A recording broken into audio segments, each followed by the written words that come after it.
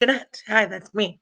And today we're going to be talking to Christianne Malone, Deputy Director of Build Institute, and lots of other awesome things that she's doing. And I'm really excited about it. Longtime friend, and we're going to bring her on right now. So, hi, Christianne. Thanks for having me. I'm excited. Yay, welcome. New things are always fun, and when you have the innovate, you got to innovate during these crazy times, right? Right, So. absolutely. Uh, So, first of all, I mean, I know you, but everyone else doesn't. So, start us off with your 2-minute life story. Oh wow. Okay, 2 minutes. So, lifelong Detroiter. Grew up on the east side. I now reside on the west Okay. side in Rosedale Park. And basically got my start doing in community and economic development, small business development. I worked at the Detroit Regional Chamber and then went to a variety of other great small business incubators throughout the city, like Pony Ride, as well as Michigan Black Chamber, and then landed here at Build. So, and been here for 5 years. And yeah, I mean, that's a really quick story. I mean, I could. That's the 1-minute life story. No, that's great. And you have a fabulous husband and even more fabulous daughter. Christiane and I both have 1-year-olds. Yes. Um, yeah. So for those that aren't familiar, I have 1-year-old triplets, and Christy and I were pregnant all at the same time, and it was fun. And you just celebrated 1 year for your little girl. Tell us about her. Yeah, so she is 1 years old. Her name's Genevieve, and she's a little, just like very stubborn Taurus baby, definitely. So I figure out every day she becomes more and more stubborn. And yeah, she's just hilarious, likes to laugh, and been having so much fun. Been this whole stay-at-home mom thing and working stay-at-home mom is. Lots of respect goes out to mothers who are able to work at home and those who just work, are stay-at-home mothers, let alone having a job on top of it is crazy. So yeah. Absolutely. I mean, we all appreciate the extra time with our babies and recognizing how it definitely adds to Yeah. the challenges of working. Yeah. So, Absolutely. so then what's going on now? So talk to us, people might not know Build Institute. Give us the 101 on that.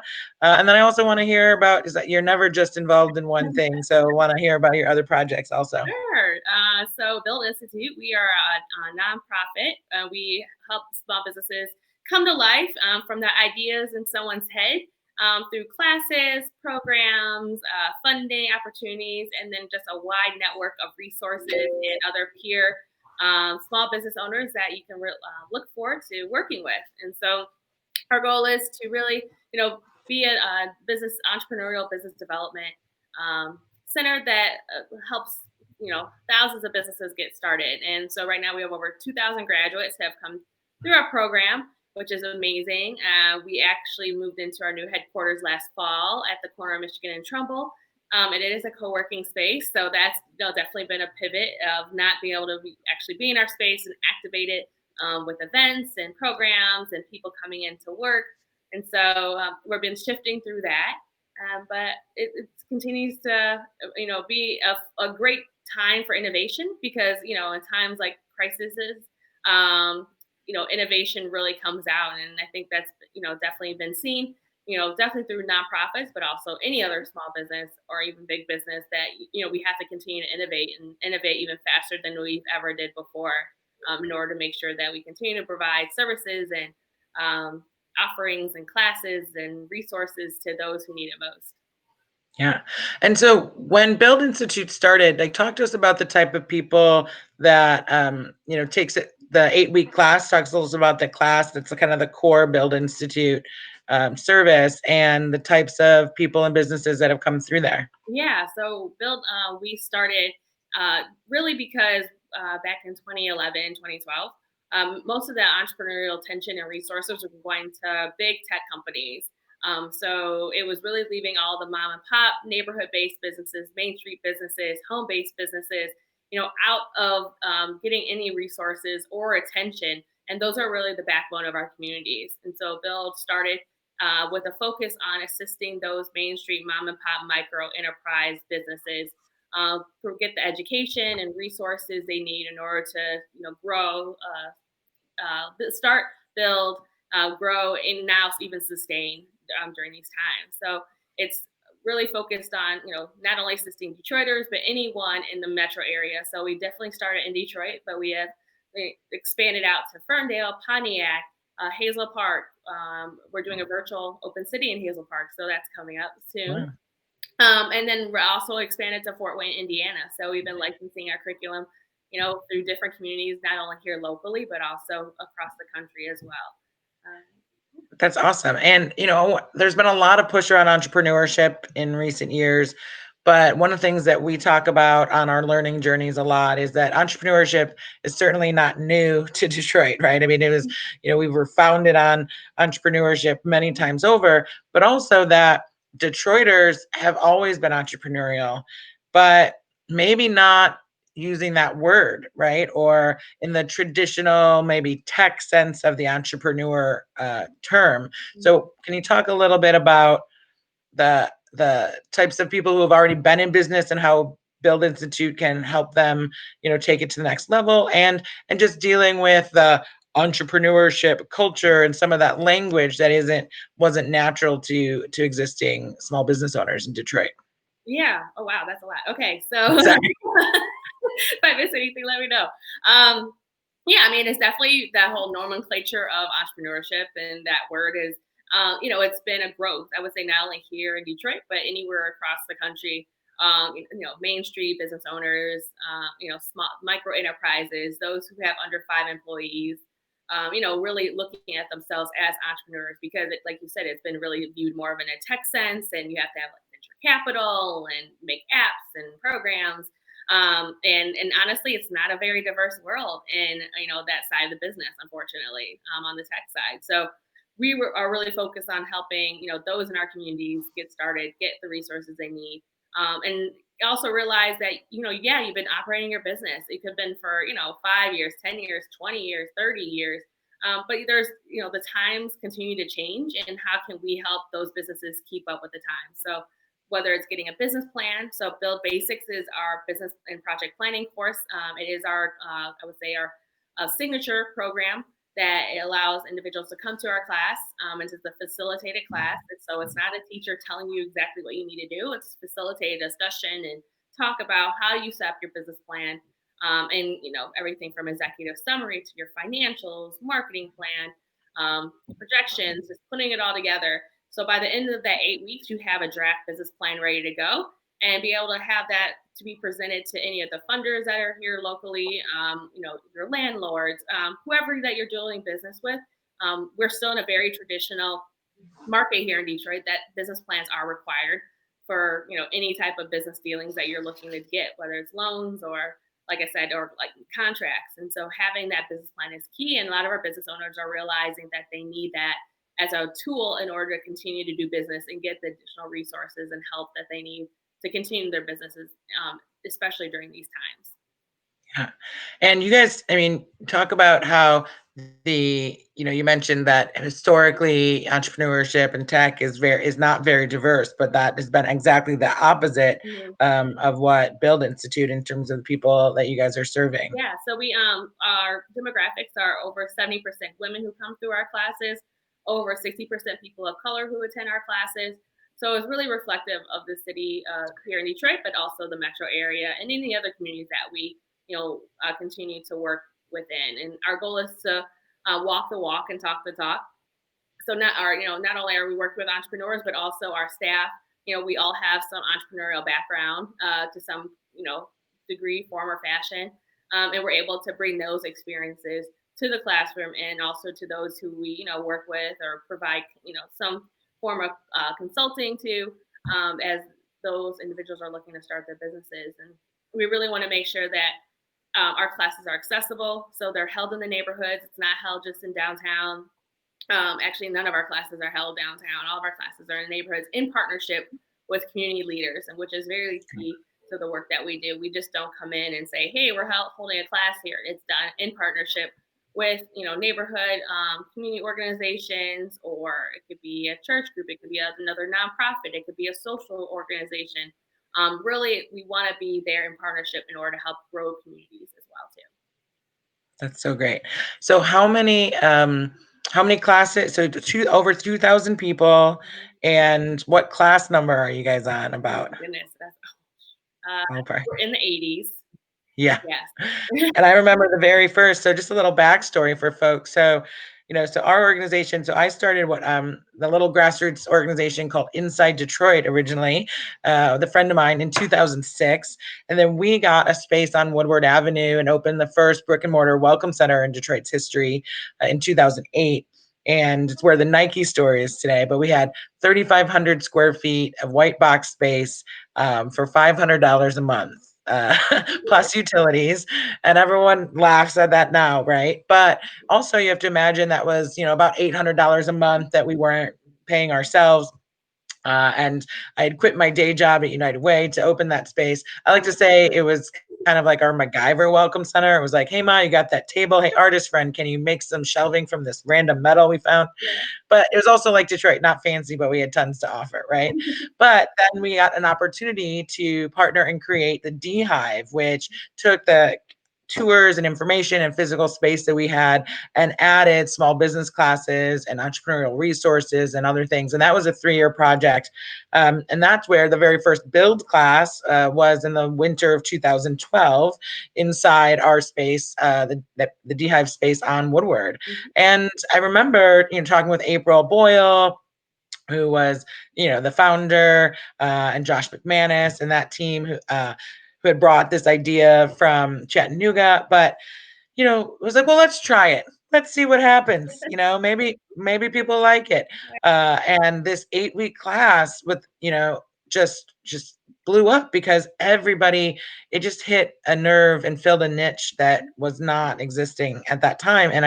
So it's amazing to see the growth. And I remember people would be calling all the time, and there's a wait list, right? I mean, because and it was a word of mouth. We weren't taking out big ads or anything, and you guys aren't buying ads on stuff. But some of the things that I've heard people talk about are the small class sizes and how that you really kind of help each other. So about how many people in a class then? So we have between 12 and 15 individuals per class. We try test it out with larger classes. I think one of the biggest classes we did before was like 23. And granted, it was amazing. It had so many people who were interested. And the demand was there. However, it just kind of lost that intimacy when it has a smaller class size. So it was a learning lesson. We did one and realized, no, we're going to scale it back down and having just like 15 people in a class maximum in order just to, make sure that the participants can get to know each other better because you're talking about sensitive things and that's your business idea. And, to make sure it stays confidential and, you're discussing financials and a lot of things that, in a larger group setting, becomes even more unnerving. And there's always that one person who talks too much. And, there's another person who's like not paying attention and not focused. And, the accountability really isn't there if it's a larger group. So we realized that keeping it to about 15 or 12 is the ideal size.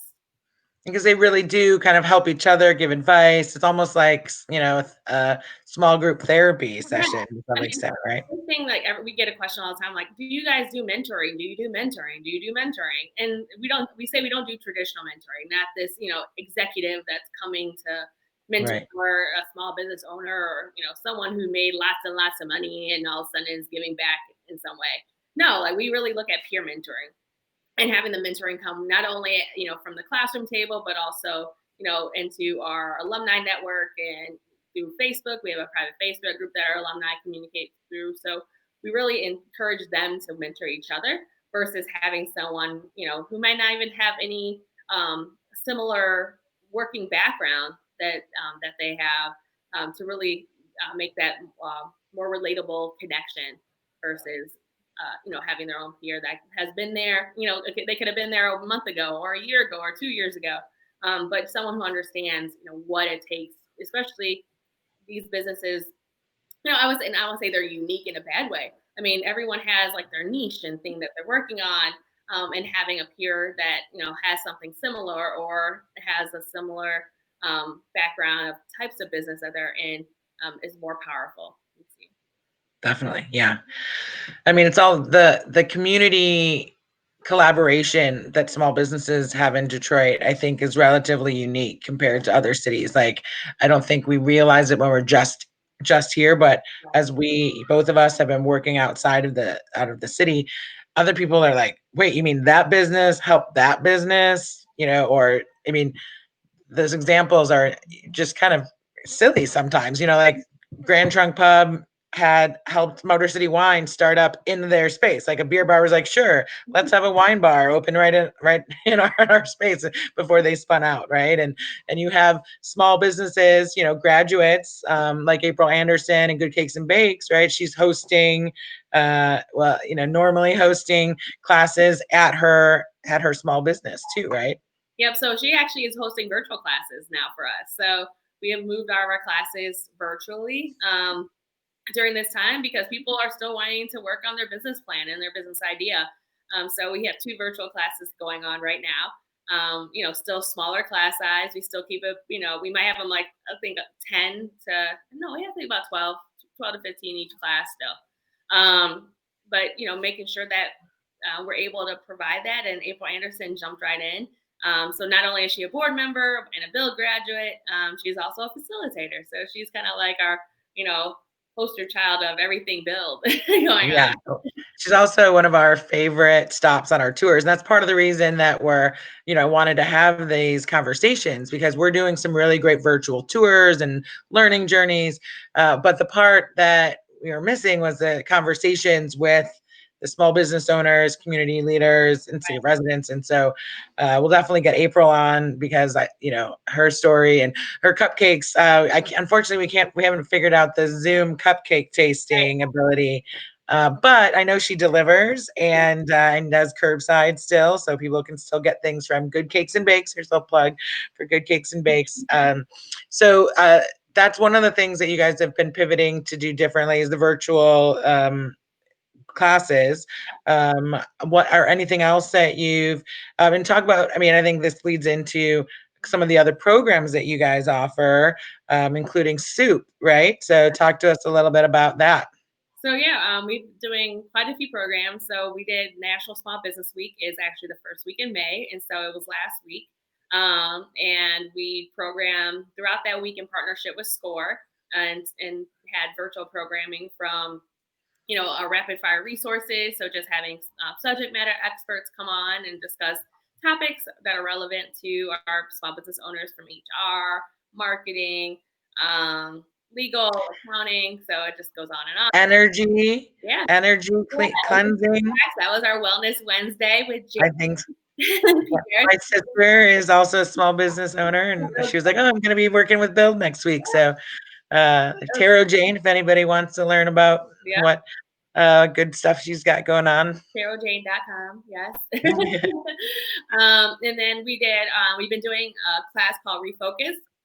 It's a short 2-hour workshop that helps people learn how to pivot and look back at their customer and figure out how their customer is changing and how they have to adjust their business in order to Nice. work within this new normal that we're in. And then Thursday we had Coffee and Conversations, which has been a standard weekly program that we started during these past 8 weeks, in order just to keep conversations going with other interesting people, whether they're Build grads or subject matter experts or people who could just add great advice and switch up the monotony of what we're all doing. And then we started our Instagram Live. We did a promo power hour at lunch. So businesses just came on, talked about what they're doing, similar to this, but like this short. And yeah, then we had a happy hour. So it was fun. Yeah, we're transitioning our programming even more virtually with, like as I mentioned, our Build classes, and then Detroit Soup is going virtual on Sunday, May 17th. So, really quick, from the programming from last week, what which was a small business week, but what it continues, like what can people, so is the Thursday conversations, is that a weekly thing? And is that class about pivoting going to be offered, or is that offered another time? Yep. So our refocus class is coming up again, and then so we're offering that weekly for the rest of the month, and then for free as complimentary, just to get through this time, and then we'll start charging for it in June. And we are Coffee and Conversations is a weekly event on Thursdays on Facebook Live. So you can just go to Build Institute's Facebook page and find out more about our coffee and conversations that are coming up. And then we'll be continuing on our Instagram promo power hour on Fridays from 1 to 2 p.m. So if a business wants to be part of that promo hour, are they Build grads specifically right now? Most of them are, but it's Yeah. definitely open to other businesses. And yeah, I need to put the link on our website. So thanks for reminding me our form.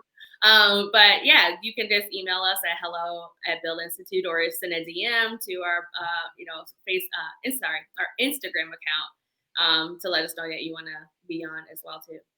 Cool. And then talk to us about soup. So tell people what soup is. I mean, again, some people might be familiar with some of these programs. And one thing I think is really great is that, Build started somewhere, not everywhere, as April likes to say. And I love that quote, with the classes, but not only has built additional programming, but then has also taken other entrepreneurial programs and brought them within Build Institute, and Soup is one of those. Yeah, so Soup is one of the programs we adopted in, and it is a micro granting dinner that individuals come. They pay $5 in traditional sense. If we're live in person, we have people who also bring a dish. And they will then hear 4 presenters talk about their projects or businesses that they're working on. Each project gets 4 questions from the audience. And then after those presentations are done, everyone breaks. It's an opportunity to then vote for the project you want to see when.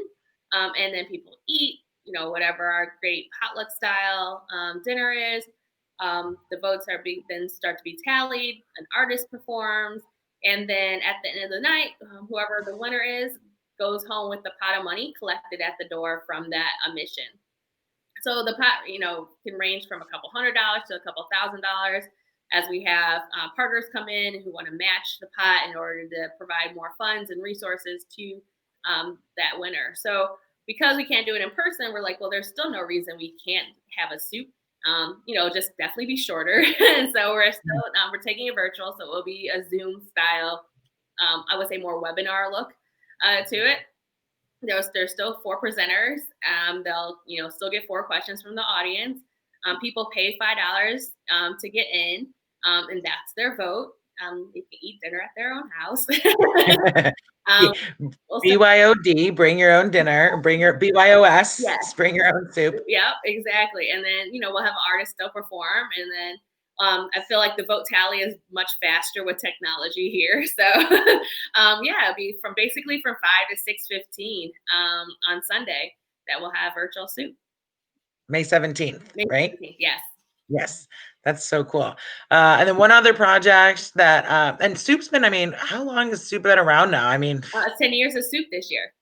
10 years. That's what I was thinking. I was just going to say, I think it's been about 10 years. And one of those, just another ideas where someone's like, let's start, what if we did this little thing? And then it's grown, and now it's also around the world as well.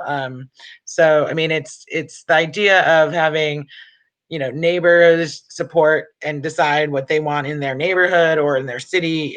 That this whole idea of micro financing or micro granting is such a cool concept. I think it's definitely one of the great programs.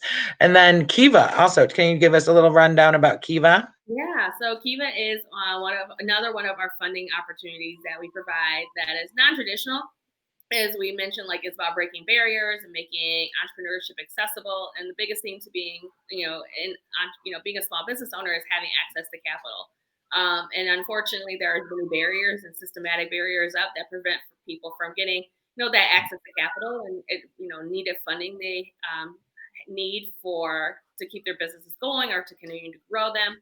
So we adopted Kiva, and Kiva is a zero interest, fee-free, crowd-funded loan. So basically what you're putting up is your social capital. So that's pretty much your collateral, as being able to get people to help support you initially, and then in your private fundraising stage. And then once you have successfully raised in that private fundraising stage, then you go up to a public fundraising stage that is on the international platform of Kiva.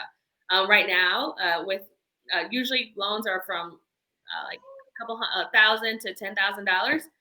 Now with COVID, it's going up to $15,000. So if you automatically qualify for 10,000, you're bumped up to $15,000 in loans. And you have 36 months to repay those loans back. And it's and you're paying the community back. So it's not going to the bank. It's like, oh, Jenny's flower shop. I mean, I'm not trying to use a real someone's like currently lending. They, you and I would donate $25 to them, and then over the course of her paying that loan back, she would start to pay us back too. So it's community capital. It's about keeping the dollar within within the people's hands, whether it's small business owners, and then having the power of our dollars help them to continue to thrive and be successful as well. Yeah, and I mean, there's all these different things, GoFundMe and Kickstarter and all that, and it's great to donate, absolutely. But this idea that you're not only, you're supporting a small business, but then you get that money back, and then you can reinvest it, over and over again, if you want. And I think that and we were wasn't Detroit the first city in the United States that offered it? Yes. It's so great. I mean, all of these resources, we have such a strong entrepreneurial ecosystem, and certainly there's always more work to be done, and, nothing's perfect by any means. But as I've worked with other cities and leaders come here from other places, they are just, blown away by the innovation, the whole scale of the entrepreneurial ecosystem. So from tiny little 25, or even $5 soup, funding opportunities to, Hatch Detroit, or, some of the larger contest or funding opportunities. I mean, it's pretty impressive. And you guys work with a lot of different entities, right? It's not like this is our entrepreneurial thing and don't talk to me. I think that's what makes Detroit special, is that because there's so many of us, we all work together, seamlessly, and we basically on weekly calls, with other community, I mean, not community, service organizations, so entrepreneurial support organizations, and it's a small world. We know Detroit's small, and yes, you could be. I'm gonna mess up your quote right now because it's on the fly, but yeah, it's a small place, and we all know each other, despite how big the city's borders are. And we work together to make sure that everyone has access to the resources they need and can get the best service possible. So we're not like, oh, this is my entrepreneur, you can't take them. It's like, no, actually entrepreneurs have gone through like multiple programs, so it's not a bad thing that they work with multiple organizations in order to get all the resources they need. I mean, that's the best way. It's like, go around, get as much access to as many things that you possibly can, and we definitely have plenty of it here. Right. And there's a kind of that new saying for Detroit, which is it takes a village to raise a business, right? To grow a business. So, and you were talking how like it's, a small city, and we have that quote that Detroit is big enough to matter in the world, but small enough where you can matter in it. But I think this is a good time to show this photo here of us. I'm gonna let's see if I can pull it up a little bit. Oh, I'm gonna hide us and just show.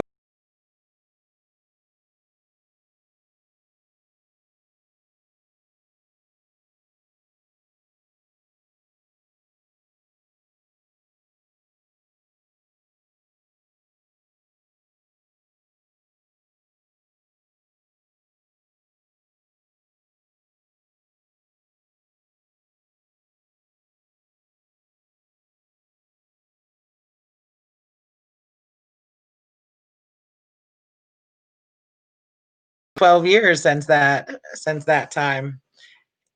I mean, time has definitely flown by. I'm like, oh, we were such young pups back then. But I mean, if you look at the faces in that too, I mean, this is where community really starts too. Yeah. Like so many of us have continued relationships over the years based on some of that original program that you put together, and now are helping each other, and doing amazing things to help Detroit too. Yeah, absolutely. I mean, people are doing great things. I mean, we knew we were destined for greatness and we all came together, but people are still doing amazing things, to this day. So yeah, keep going. Well, we only have, I have a couple minutes left, and I want you to talk a little bit about your other things you're involved in, lacrosse, and and your own business and that type of thing. Yeah, so I guess my biggest other thing going on is lacrosse. So I'm a lacrosse coach, co-founder of Detroit United Lacrosse. We were supposed to have a first girls high school season at Cass Tech this year, but Mm, unfortunately, the way that a pandemic works, we were not able to have lacrosse at all this spring. It's really sad. And mm, we were just getting ready to, have a great season just to launch it here in the city, having the first women's team in the city, but we're definitely looking forward to it next year. So yeah, I mean that's our big thing is working on summer programming, and how do we modify that? How do we adapt that given the current nature of what's happening and how close can kids play? But luckily, lacrosse is one of those sports that you can actually social distance pretty well if you play it correctly. yeah. Having people pass 6 feet apart, which isn't a problem. And so, how do we continue to at least spread the word about the sport? Continue to educate, young players and those who are aspiring to be players, and just kids in the city, parents. We have a partnership with Detroit PAL, also the Parks and Recreation Department, and so those are great partners to have, especially in launching new sports here in the city. And we look forward to officially getting some game plays going as soon as possible. We might have to wait till fall, but it's one of those sports you can almost play year round. People have played in the snow, but not like until things use December snow. But there are some folks who do that too. Well, when it snows in May, you end up having a lot of sports that end up playing in the Like snow. we're a sport that plays outside no matter what, except for thunder and lightning. I mean, that's the only Yeah. thing that keeps us out. So definitely excited to launch that, but it's at DetroitUnitedLacrosse.org. We're always looking for coaches. Anyone you might not have played, for 20 years or more. You have an old stick in your garage somewhere. But just the fact that you want to come out and try, or if you've never played before, and just like to coach and be with kids, then yeah, we're always looking for additional volunteers to come out and help. And of course, if you want to give a little money to help aspiring players too, it's not the cheapest sport that you can play, but it's not the most expensive. However, it does require resources as well. So, we're always looking for anyone who has a lacrosse passion in their heart to, give back a little bit more. And want to learn more about it too. I mean, I think that, I'm sure there's people there's young people in the city and I mean all over that might not, it's not on national television a lot, right? It's not like you hear about lacrosse, all the time growing up. So had you already gotten a team together at Cass, or you were about to like do auditions No, or we had tryouts? we literally were. It was the last day of tryouts, and I think that was Friday, and then literally Monday, that's when school shut down. So we were like had JV and varsity already picked out. The So boys, you had a lot of interest, yeah, a we had lot of interest. JV and girls varsity. That's okay. And one of the ideas is to, I mean, obviously playing sports is great, and having more options of sports can, have a positive impact and all the things that come with that. And then also opportunities for college scholarships is part of that, Yeah. right? Yeah, we've had like a couple girls who gotten college, like our seniors had gotten scholarships and offer letters to play in college without even actually playing a season.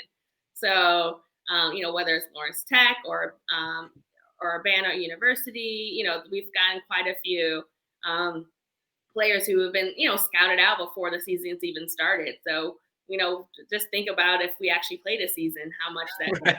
Right. That's awesome. I love that I mean, it's just amazing how many different ways that you are having a positive impact on the city, and just, and like, not a lot of downtime, I imagine, but hopefully you're taking some time for yourself with raising a child and helping run an organization and then starting another organization. And then also, I should say, you're also on the board at Detroit Experience Factory, which is been doing some awesome, we've been doing some great virtual tours, and I love working with them still, and but not doing all the day-to-day stuff. That's been the best part. Of transitioning out of the executive director role. So as we wrap up, I just want to give you an opportunity to, if people always want to, what can they do right now? What from their couch, or what can they do to help you Build Institute, Lacrosse, any or all of those things. I know you covered some stuff. I'll throw the website up on the screen here, buildinstitute.org. But what else? What else would you recommend? Yeah, I mean, I would say definitely support your small businesses. I mean, there's a lot of deliveries available. Restaurants that are still open for like pickup or delivery or curbside. Just definitely seek out those businesses. Some people are still shipping out. Retailers and products. If it's services, see how you can do a tele appointment with any of those. So do as much as possible. Shopping local is key during this time. It's really easy to go to big box stores, but just think how much more good that you're doing by supporting a small business. And, definitely support those who support small businesses like Detroit Experience Factory, like City Institute, like Build Institute. And then, help get these organizations ready to service once we're ready to be back in person again too. Might be a little different, but if you're wanting to volunteer or have anything to share, we're always looking for additional subject matter experts or those who just want to lend time and or money to the work that we're all doing. Awesome. Yeah. So it's, donate if you can, support, buy things for small businesses. Also, Godwin mentioned on our previous thing that, if call them direct, if you don't have to do Grubhub or DoorDash, I mean, obviously they're, a necessity in a lot of cases right now, but, give the business a chance that if they're delivering or do curbside, they get a lot more of the money than they don't have to split it with DoorDash and some of those services. So that's something to think about. Also, we're going to be doing, we have our East Side tour this Friday at 2 p.m. that I'm going to be leading, growing up on the East Side. What up? And then next Friday, we're going to have our West Side tour. So it's really fun doing these virtual tours. And so you can also like Build Institute on Instagram and Facebook and City Institute as well. We really like institutes because we are teaching people things. But we could spend all day chatting and we, absolutely could. And next time we'll have to do it over wine. Happy hour. But I just want to thank you so much for joining us this week on Discuss Detroit. And thanks for all that you do for Detroit every day. Yeah, thank you for bringing us all together and keeping us, knowledgeable about our city. Awesome. All right. We'll talk soon. Have a great day. Bye. Bye.